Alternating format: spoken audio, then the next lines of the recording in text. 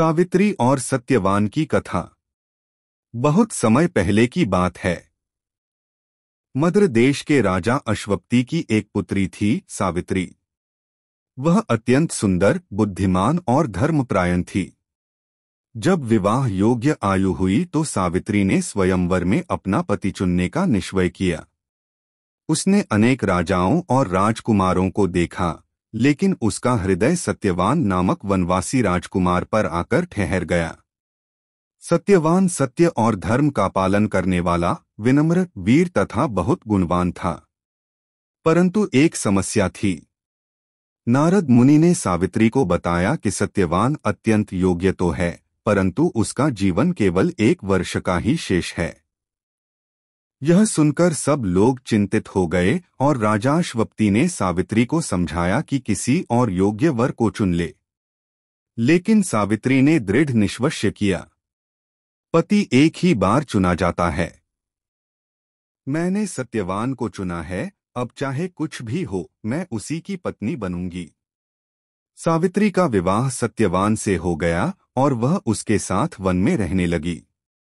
वह अपने सास-ससुर की सेवा करती और पति के साथ वन में लकड़ियां इकट्ठी करने जाती। समय बीतता गया। जिस दिन सत्यवान की मृत्यु निश्चित थी, उस दिन सावित्री ने उपवास रखा और अपने पति के साथ वन में गई।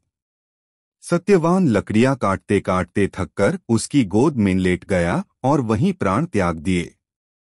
तभी यमराज प्रकट हुए और सत्यवान की आत्मा को ले जाने लगे। सावित्री उनके पीछे पीछे चल पड़ी।